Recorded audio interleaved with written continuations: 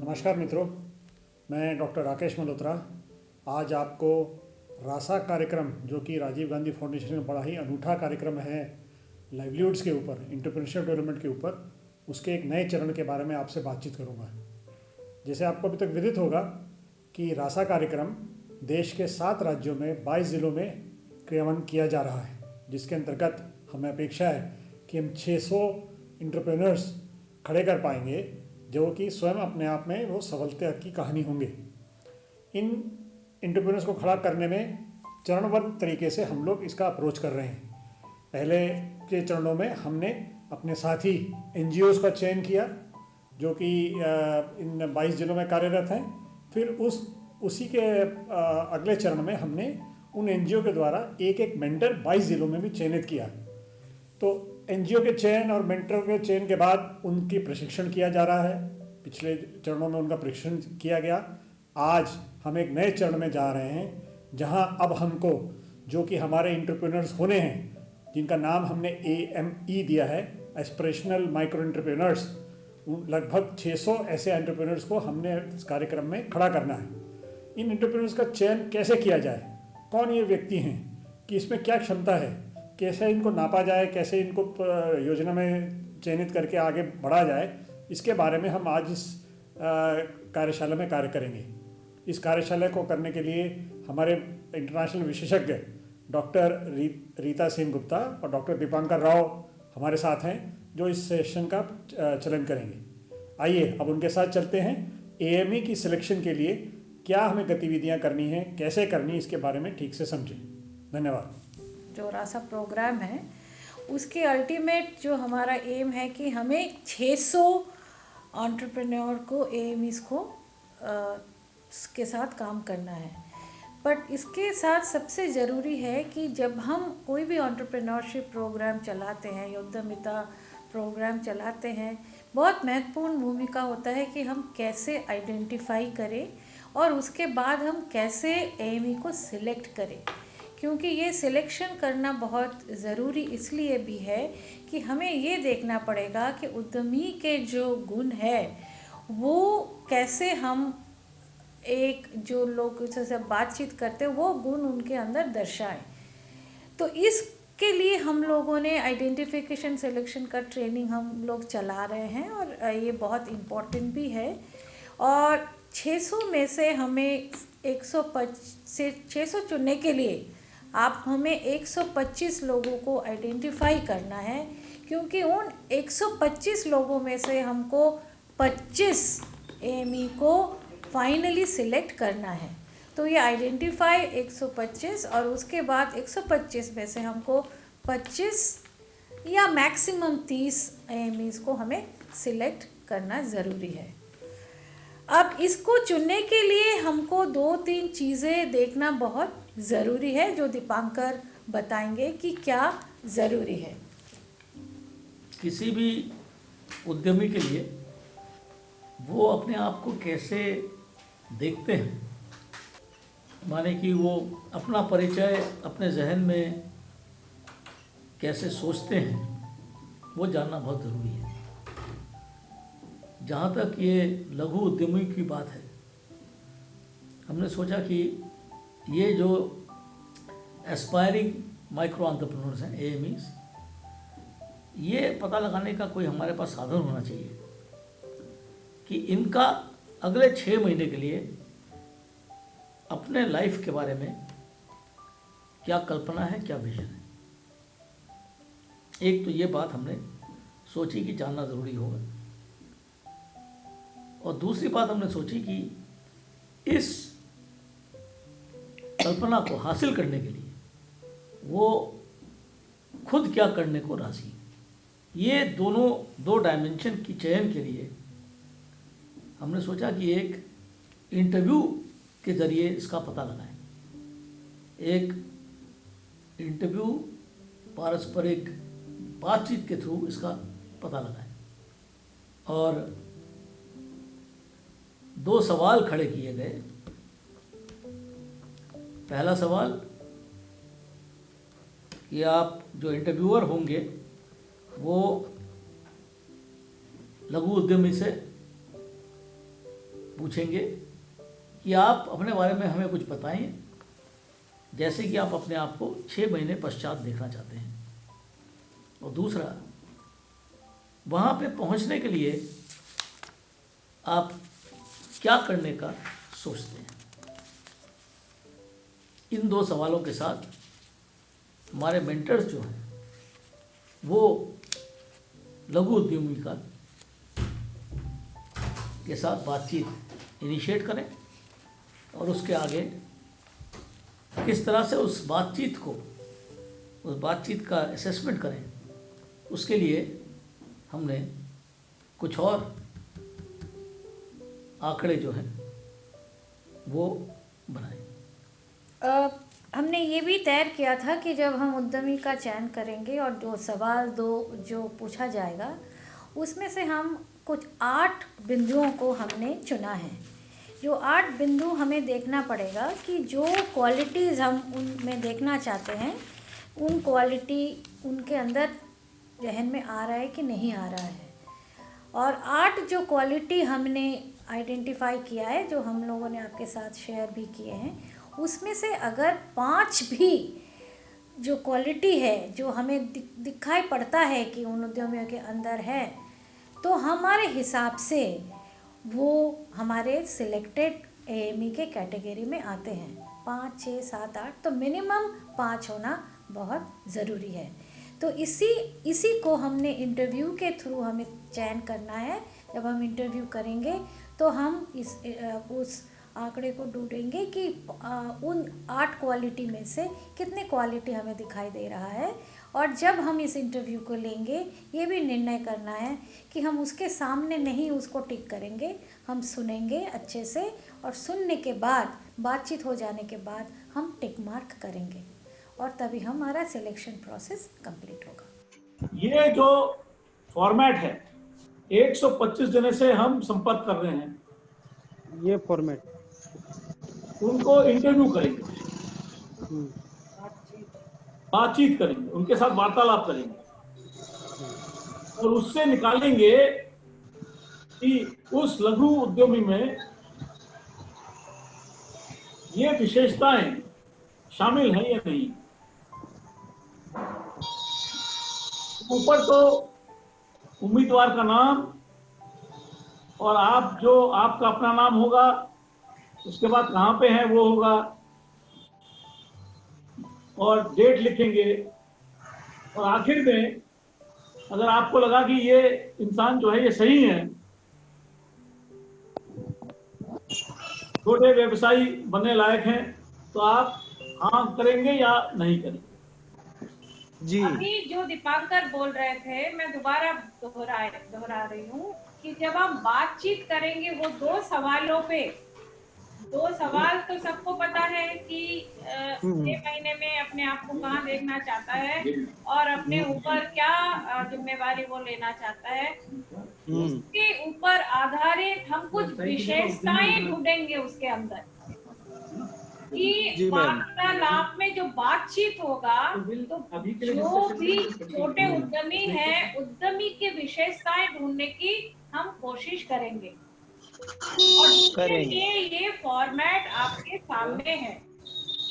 मतलब देखिए, ऊपर लिखा है एक संभावित व्यवसाय के लक्षण, उसके अंदर वो जो गुण है, लक्षण है, वो क्या दिखाई दे रहा है। तो ये भी सोचा जाता है कि जब हम उद्यमी के बारे में बातचीत कर रहे हैं, उद्यमी के भी अपने कुछ लक्षण होते हैं, उसके व्यवहार में कोई लक्षण हमें दिखाई देता है और वो लक्षण को हमें पहचान करना है। तो ये वाला जो कॉलम है, एक संभावित व्यवसाय के लक्षण, वो लक्षण इस पे लिस्ट आउट है। और अगर हमको वो लक्षण मिलता है तो हम उसको एक टिक मार्क देंगे। तो ये जो चीज है, तो इसको जरा व्यक्तिगत जिम्मेवारी लेना पसंद करते हैं। जब आपने सवाल पूछा तो उससे कोई लक्षण आपको अगर उस व्यक्ति में दिखाई देगा कि ये व्यक्ति जो है ये अपना जिम्मेदारी लेना पसंद करता है, व्यक्तिगत जिम्मेदारी, मतलब अपने जिम्मेदारी लेना वो पसंद कर रहा है। तो वो लक्षण उसके बातचीत में आपको समझ में आएगा। जब आप ये सवाल पूछेंगे कि आप कहाँ पे अपने आप को देखना चाहते हैं और 6 महीने के बाद, और उसको प्राप्ति करने के लिए आप क्या करना, अपने ऊपर क्या आगे लेने के लिए क्या करेंगे, तो हो सकता है कोई बोलेगा कि आप जो बताएंगे वही हम करेंगे। हो सकता है ना, कोई लोग ऐसे बोलेंगे, हमको तो कुछ पता नहीं चल रहा है, आप जो बताएंगे। तो वो व्यक्तिगत जिम्मेदारी लेना पसंद नहीं कर रहा है, तो हम यहाँ पे क्रॉस दे देंगे। पर अगर हमको लगता है कि वो व्यक्तिगत जिम्मेदारी लेना पसंद कर रहे हैं, उनके वार्तालाप से आपको लग रहा है, उनके लक्षणों से, उनके हाव भाव से, उनके वाक्य से, तो आप यहाँ पे टिक करेंगे कि ये जो व्यक्ति है ये अपना जिम्मेदारी लेना पसंद करता है और वो बोल भी रहा है। ये नहीं कि हम अपने आप सोच रहे हैं, पर वो बोल रहा है उस बातों को अपने वाक्य से, अपने व्यवहार से, अपने शब्दों से इस बात की जहन कर रहा है, तो हम इसको टिक लगाएंगे। इधर वाला जो कॉलम है ये लक्षण, जैसे पहला लक्षण है इस पेज में दिखाई दे रहा है, व्यक्तिगत जिम्मेदारी लेना पसंद करते हैं, और दूसरा में आइए मध्यम जोखिम लेना पसंद करते हैं। जोखिम लेने के लिए भी राजी है। मतलब कोई अगर ऐसे बोलता है हाँ हम ये तो करना चाहते हैं, अब पता नहीं हम होगा कि नहीं, पर हम ये करने के लिए तैयार है, मतलब वो आगे जोखिम या रिस्क, जिसको अंग्रेजी में रिस्क कहते हैं और हिंदी में जोखिम कहते हैं, कि माध्यम माने मीडियम, ऐसा भी नहीं कि बहुत बड़ा जोखिम लेना चाहता है और ऐसा भी नहीं कि बिल्कुल ही नहीं लेना चाहता है, पर थोड़ा बहुत जोखिम लेने के लिए तैयार है और वो लेने के लिए पसंद करेगा। तो हमको लगेगा ये दूसरा गुण भी उसके अंदर है, तो हम और एक टिक लगाएंगे। ये हमको पता कैसे चलेगा? जब हम उससे बातचीत करेंगे, और वो बातचीत, वो जो दो सवाल है, वही सवाल पे हमको टिके रहना है और कोई सवाल नहीं करना है, पर उसी सवाल पे उसका जो जवाब है, उस जवाब में से ये वाला चीज, लक्षण हमको दिखाई देगा और हम टिक करेंगे। हो सकता है ना भी दिखाई दे, नहीं मिलेगा तो हम इसको क्रॉस कर दें। तीसरा देखिए, उसके उद्यम के परिणाम वो जानना चाहता है कि इसका ये करने से क्या होगा, अपना जो भी उसने एफर्ट किया, जो भी उसने काम किया, उसका परिणाम क्या हुआ। अगर मान लो वो कहता है कि हाँ हमने ये काम अभी शुरू किया है और हमको लग रहा है जैसे हम काम को आगे बढ़ा रहे हैं, उससे हमको सही रास्ता दिखाई दे रहा है और हम उसी पे चल रहे हैं, तो परिणाम के लिए भी उन्मुख है, परिणाम भी जानना चाहता है। तो ये तीसरा हो गया। चौथा में आइए, कोई भी विपद, कोई भी परेशानी, कोई भी मुश्किल अगर उसको सामने आया है या आ रहा है, या वो सोच रहा है कि आने वाला है, पर उसको सामना करने के लिए राजी है। कोई भी विपद, कोई भी मुश्किलात अगर उसको अभी आ रहा हो या आया हुआ हो या आने वाला हो, कोई भी प्रॉब्लम को, कोई भी मुश्किल को, कोई भी परेशानी को वो सामना करने के लिए राजी है। आइए उसके बाद नवाचार करता है। नवाचार माने समझ रहे हैं, नएपन, नयापन, कोई भी काम को करने के लिए नए तरीके से, और नया तरीका कुछ भी हो सकता है। मान लो हमें दाल बेचनी है और हम देख रहे हैं कि 250 ग्राम का पैकेजिंग कोई भी नहीं कर रहा है और लोग कम सामान मांग रहे हैं, तो हम छोटा छोटा अच्छे से 250 ग्राम का भी पैकिंग शुरू कर दिए। ये भी नयापन है, कुछ नए तरीके से करना। अभी जैसे लोग मास्क वगैरह बना रहे हैं, उसमें कितने नएपन लोग डाल रहे हैं। तो नयापन जो है, कोई भी काम को हम नए रूप से जब पेश करने की हमारा इच्छा बढ़ता है तो हम उसको नयापन कहते हैं। ठीक है, अगर हमको लगता है कि ये नयापन वो दिखा रहा है अपने काम पे, तो हम उसको टिक कर देंगे। नहीं दिखा रहा है, कोई बात नहीं। चलिए छठा पे चलिए। भविष्य के लिए उन्मुख रहता है, माने आने वाले समय पे क्या होगा उसके लिए बहुत ही ज्यादा वो प्लान कर रहा है या सोच रहा है। हमने तो 6 महीने का पूछा, हो सकता है वो आगे का भी बात करे, ठीक है, हो सकता है, पर हम तो 6 महीने का पूछ रहे हैं। और वो हमेशा कहते हैं हम ये होगा, इसके बाद ये करेंगे, इसके बाद ये करेंगे।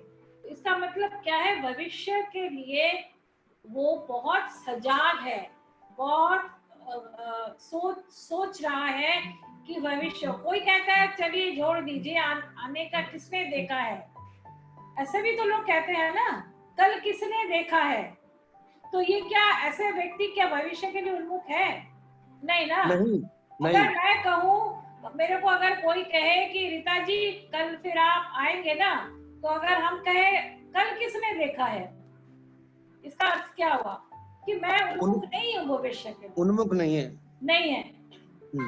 तो अगर मैं कहूँ नहीं कल तो आएंगे, उसके बाद 5 दिन के बाद आएंगे, फिर 10 दिन के बाद आएंगे, फिर 2 महीने के बाद मिलेंगे, तो हम उन्मुख है आने वाले समय के। ये भविष्य के लिए उन्मुख होना जी ठीक है। ठीक है सर। अगर ऐसे मिले तो हम टिक करेंगे। कोई भी उद्यमी हमेशा ये नहीं कि हाँ बस जो हो गया कर लिया, तो पूरी तरह से संतुष्ट नहीं होने का मतलब है अभी भी कुछ करने के लिए राजी है। इतना तो हमने कर लिया, करेंगे, पर उससे आगे भी करेंगे। कभी भी पूर्ण रूप से संतुष्ट नहीं होता। उद्यमी थोड़े अलग होते हैं बाकी लोगों से, उसके अंदर कुछ अलग गुण पाए जाते हैं, तभी वो उद्यमी है। नहीं तो सारे ही जनता उद्यमी नहीं बन जाता, कुछ लोग ही तो बनते हैं जी। कुछ लोग जो बनते हैं वो बाकी लोगों से थोड़े अलग है, क्योंकि उनकी जो सोच है वो अलग है, और तभी वो उद्यमी है। और उसी का पहचान हमें करना है, क्योंकि 125 लोग को जब हम मिलेंगे तो 125 में से अगर हमें चयन करना है तो किस आधार पे हम चयन करेंगे? हम इन आधार पे चयन करने वाले हैं कि एक ऐसा बंदा है, ऐसी महिला हमको मिली जो डरती नहीं है, जो भविष्य के लिए देखती है और कहती है नहीं आगे और भी कुछ करना है, आगे आगे और भी जाना है। तो जो भी कर रहे हैं वो तो कर रहे हैं, पर उससे खुश नहीं है, और भी आगे करना है। ये है 7वां नंबर का अर्थ। 8वां, पारस्परिक संबंध बनाए रखना। जैसे मैं और दीपांकर पारस्परिक संपर्क बनाए हुए हैं पता नहीं कितने सालों का। तो पारस्परिक संपर्क, किसी से मिलना कोई भी वो हो सकता है, हमारे पंचायत के लोगों का, हमारे बाकी उधर के लोगों का, जो बाकी व्यवसायी हैं उनके साथ पारस्परिक मेलजोल संपर्क बनाए रखना, ये है 8वां। तो ये जो हम जो लिस्ट आपको दिखा रहे हैं, और ये लिस्ट जो आपने देखा शुरू से लेके 8 जो गुण है, ये मिला के ये जो बना हुआ है फॉर्म, ये आप लोगों को सभी के पास पहुंचेगा। ये 8 जो चीज है, 8 जो विशेषताएं हैं या लक्षण है, इस लक्षण को हम ढूंढने की कोशिश करेंगे वो 2 सवालों से। 125 लोगों को वो 2 सवाल हमें पूछना है। वो जो बातचीत करेंगे उन बातचीत से हमें इन लक्षण का खोजना हमारा काम है। क्यों कर रहे हैं? क्योंकि हम सही उद्यमी का पहचान कर रहे हैं। किसी को अगर इसके बारे में कुछ बोलना है तो बोल सकते हैं, फ्लोर ओपन है, कोई भी बोल सकता है। तो मैम उद्यमी का जो चयन होगा वो कितना लक्षण मिलेगा तो उसका सिलेक्शन हो सकता है? हाँ, सही सवाल पूछ रहे हैं आप। ये शायद हम लोगों ने तय किया है कि अगर 8 में से 5 हमें मिल जाए, 5 मिल जाए तो हम कहेंगे उसके अंदर लक्षण दिखाई दे रहा है। 5 से कम नहीं। अगर 5 है तो ठीक है, 5 भी हो सकता है, 6 भी हो सकता है, 7 भी हो सकता है, 8 भी हो सकता है। मिनिमम जो है वो 5 है। वो हमारे हिसाब से ये वाले जो हम लोग चयन का हमारा जो स्तर है उससे वो क्वालिफाई कर रहा है। और कोई कुछ बोलेंगे? हेलो। हाँ बोलिए। हाँ, मैं ओडिशा से बोल रहा हूँ, रसानंद जी। रसानंद जी, हाँ बोलिए रसानंद जी। हाँ, ये जो 8 लक्षण ने आपने दिखाया, हाँ तो हम जो टाइम में जो बेनिफिशियरी के पास जाकर इंटरव्यू लेना है, हाँ, हैंडीकैप लोग को जाकर हमें उनको कितना लक्षण देखना चाहते हो, कम से कम कोई हैंडीकैप्ड है तो? देखिए सही पूछा आपने। हम्म, अब ये जो लक्षण है ना, ये किसी में भी हो सकता है, नारी में भी, पुरुष में भी, ट्राइब में भी, हैंडीकैप में भी। ये लक्षण जो कुछ ऐसे लक्षण है जो जो हैंडीकैप लोगों के लिए नहीं है कि कम होगा, हैंडीकैप लोगों में भी होगा। क्योंकि हैंडीकैप लोग हम सोचते हैं वो हैंडीकैप हैं, बट ये जो व्यवहारिक लक्षण है वो व्यवहारिक लक्षण उनमें भी पाया जाता है और तभी वो उद्यमी भी बन जाते हैं। बहुत सारे हैंडीकैप लोग उद्यमी हैं, है ना। तो ये ऐसा कुछ नहीं है कि इसमें ये लक्षण दिखाने के लिए बहुत पढ़ा लिखा हो कोई या बहुत ज्ञानी हो, ऐसा नहीं है। ये लक्षण किसी में भी पाया जा सकता है, छोटे उद्यमी में भी, लघु में भी, जो मीडियम वाले हैं उनमें भी, और जो बहुत बड़े उद्यमी हैं उनमें भी। उद्यमी के लक्षण वो हर एक सिचुएशन में हमें पाया जाता है, कोई भी कैटेगरी की बात हम करें। मैडम एक मेरा थोड़ा सा वो हो रहा है, ये जो जोखिम जैसे दूसरा नंबर का पॉइंट है, हाँ हाँ मध्यम जोखिम लेना। हाँ, अब जोखिम में शायद वो हम जब जमीन स्तर पर देखते हैं तो सवाल करेगा कि कैसा जोखिम, आर्थिक है, सामाजिक है, वो थोड़ा सा मेरा वो हो रहा है कि जैसे एक ने कहा कि मैं समाज से नहीं डरता हूँ, कोई भी काम कर सकता हूँ हाँ, जिसमें हाँ। थोड़ी बहुत समाज वो भी करे, या फिर वो कहता है मैं इतना पैसे का जोखिम ले सकता हूँ। तो जोखिम को किस तरह से हम देखेंगे, यानी ट्रेड जोखिम का? नहीं देखिए ना, जोखिम जोखिम लेना एक मानसिकता है, ठीक है ना। जी तो हम तो सवाल जोखिम आप ले रहे हो नहीं ले रहे हो ये तो पूछ नहीं रहे हैं। हम हाँ सिर्फ ये सवाल याद रखिएगा, क्योंकि उन सवालों से ही हमको निकालना है सब कुछ। तो अगर हम अच्छा ये अच्छा सवाल उससे पूछ रहे हैं कि आने वाले 6 महीने में हम अपने आप को क्या कैसे देखना चाहते हो और उसको जी देखने के लिए क्या काम करने के लिए आप राजी हो, तो अगर वो जोखिम लेने बंदा होगा तो हो सकता है वो कहे कि हाँ हम तो इस काम पहले कभी किए नहीं, थोड़ा बहुत हमने हाँ काम सीख लिया है, पर हम इस काम को आगे बढ़ाना चाहते हैं। मान लो ऐसा हाँ कोई कहता है आपके सवालों में, आपने मुझे सवाल जी पूछा कि आप जी आने वाले 6 महीने में अपने आप को कहाँ देखना चाहते हो, तो मान लो जी मैंने आपको जवाब दिया कि आने वाले 6 महीने में हम ये काम जो हम कर रहे हैं, जो बुनाई जी का काम कर रहे हैं, थोड़ा बहुत मुझे आ गया है, तो अभी हम जी इस बुनाई का काम को आगे और भी बढ़ाना चाहते हैं। तो क्या हुआ, हम आगे जब बढ़ाना चाहेंगे तो हाँ हम जोखिम ही तो ले रहे हैं।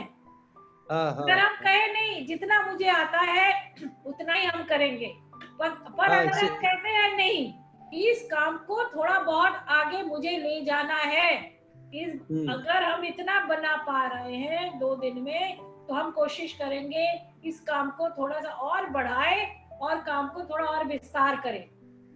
जी जी। इसका मतलब क्या हुआ, हम क्या करना चाहते, हम थोड़ा जोखिम भी तो लेना चाहते हैं। हाँ हाँ हाँ। जो हम सही जानते बात। हैं, जो करते हैं, वो जोखिम नहीं है, पर जी जो हम काम को थोड़ा सा और विस्तार, थोड़ा सा और हाँ बढ़ाना, जोखिम का अर्थ मतलब जैसे इलास्टिक को थोड़ा सा खींचे ना, स्ट्रेच करे, हाँ तो वो हाँ जोखिम हाँ वाली हाँ, बात होती है। पूरा कर देंगे तो फट जाएगा। फट जाएगा, सही जोखिम बात। है कि जितना हो सके उतना हम करने की कोशिश करेंगे। जी मैम, जी जी। देखिए सीधा सा एग्जाम्पल, मुझे तैरना नहीं आता है पर हम जी नदी पे कूद गए, तो जोखिम तो है। कैसा जोखिम है? हाँ, वो तो जान का जोखिम है। नहीं जा तो मर ही जाएंगे ना। हाँ हाँ पर है ना, तो मतलब हम तभी नदी पे छलांग लगाएंगे जब मुझे तैरना आता हो, जब जी मुझे अनुभव हो उस काम करने का। अभी हम कोशिश कर रहे हैं, पहले तालाब में करते थे, अब नदी पे कर रहे हैं। जी तो कुछ भी जोखिम लेने के लिए या तो अनुभव हो, या कार्य कुशलता हो, या पैसा हो, जोखिम तो हर एक चीज से जुड़ा हुआ होता है। जी जी। ठीक ठीक। है मैडम। हम लोगों का एक सुझाव है, आप लोगों ने जो दो प्रश्न हैं वो तो समझ लिया है, और किस तरह से वो प्रश्न के उत्तर को परखना है वो भी आपने देख लिया। ये 8 विशेषताओं की किसी भी दो जनों के साथ ऐसे ही, चाहे परिवार के क्यों ना हो, थोड़ा वार्तालाप करिए और देखिए कि 8 जनों में से 8 8 विशेषताओं में से कितने चीजों को आप देख पाते हैं। तो किसी को भी, कोई दोस्त हो, कोई परिवार का कोई सदस्य हो, उसको ऐसे ही पूछ लीजिए आप अपने आप को 6 महीने में कहां देखना चाहते हैं, और उसको हासिल करने के लिए आप क्या करने को राजी हैं। उनके जवाब को सुनिए और कहीं नोट करते जाइए कि इन 8 विशेषताओं में से कितनी विशेषताएं जिससे आप बात कर रहे हैं उनमें शामिल है। आज का सेशन जो है यही हम समाप्त करते हैं। मित्रों, आज के कार्यक्रम में हमने क्या समझा? पहली बात तो ये समझी कि हमको जो एक भी एएमई खड़ा करना है उसके लिए हमें कम से कम 5 एएमई का संपर्क करना पड़ेगा, संभावित एएमई का, और उसमें से चयन किया जाएगा। यानी कि हर ज़िले में हमारे मेंटर बंधु कम से कम 125 पोटेंशियल एएमई से बातचीत करेंगे और निष्कर्ष निकालेंगे। ये बातचीत कैसे की जाएगी और इसका क्या प्रारूप रहेगा, दीपांकर जी ने और रीता जी ने आपको आज समझाया, और आपके साथ एक फॉर्मेट भी शेयर किया जिसके तहत आपको नोटिंग करनी है कि जो जिस व्यक्ति से या जिस पोटेंशियल एएमई से बात कर रहे हैं वो कितना परिपक्व है। उसी के लिए एक मापदंड दिया गया है, जो 8 सवाल आपसे पूछने आपने उनसे, उसमें कम से कम 5 में उनका टिक लगा हो जिसमें वो परिपक्व हो, ताकि वो हमारी एएमई की शॉर्ट लिस्टिंग में आ जाए। ये कार्यक्रम आप लोगों को जाकर फील्ड में करना होगा। मैं उम्मीद करता हूँ कि आज आप सबको इसके बारे में पूरी विस्तृत जानकारी मिली होगी। इसका हिंदी फॉर्मेट ऑलरेडी मैंने आपके साथ शेयर किया हुआ है। फिर भी अगर आपको कोई जानकारी चाहिए हो, आप सहर्ष हमसे संपर्क कर सकते हैं, हम आपको गाइड करते रहेंगे। उम्मीद करते हैं कि 2-3 दिनों में आप ये कार्य पूर्ण कर पाएंगे, ताकि ये आंकड़े हमारे पास आ सकें, और उसके बाद हम एक्चुअल जो हमारे 550-600 एमई है उनके साथ हम कैसे काम करेंगे। इसी के साथ धन्यवाद। जय हिंद, नमस्कार।